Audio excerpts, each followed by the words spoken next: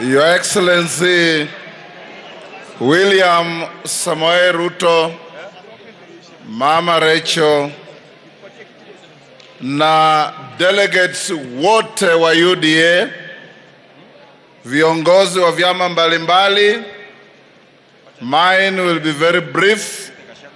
Kwanza kabisa, hongera, Your Excellency, for the enormous responsibility that your party has placed on your shoulders. I have no doubt you have the capacity to carry.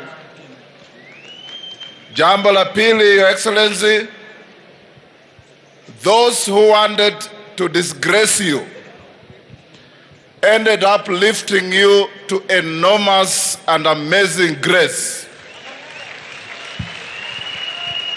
And today, as we stand here, I'm sure they are in a corner of shame in the history of our country. I want to tell you, Your Excellency, that in many life experiences, when you become a target of vitriol, malice, and hate, you believe in the living God. And there is a common saying that what you may think is your tragedy is in fact God's strategy for you.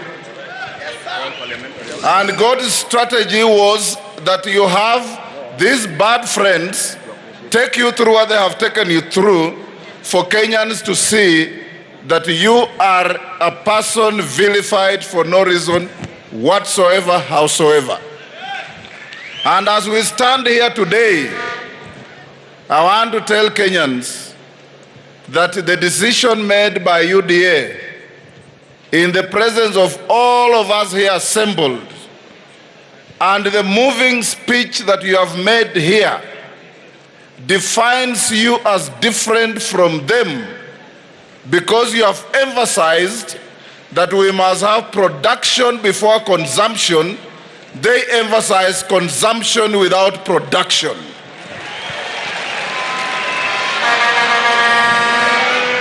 And our country will never grow unless we pay attention to production before consumption. And my party, Ford Kenya, and all the parties that have come at the table to work with you, we know that we have made the right decision, but we even know that Kenyans have the trust and confidence in you.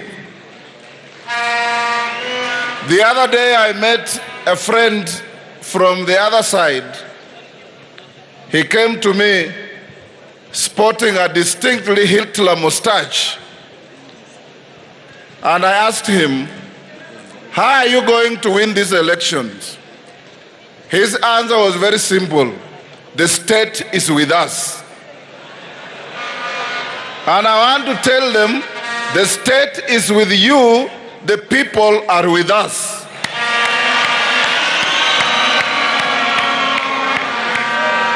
And when the people make a decision, we can only remind, as I finish, that the leadership that is now caged in a corner should read the history of Embaraka.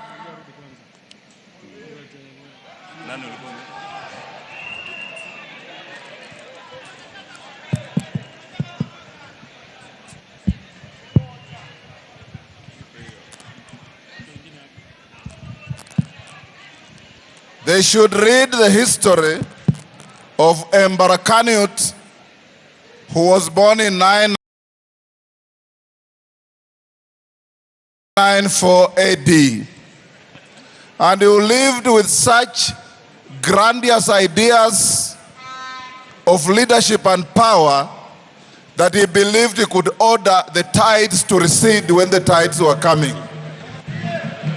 And we have a leadership today that believes they can order the tides to recede when the tides are coming. I want to tell you here today that the tides coming are not at sea. The tides are the people of Kenya. Na watapita na nyinyi mupende, musipende. Because when the people decide and when the people take their power, no army will stand in their way, no police will stand in their way, no money will stand in their way, no malice will stand in their way.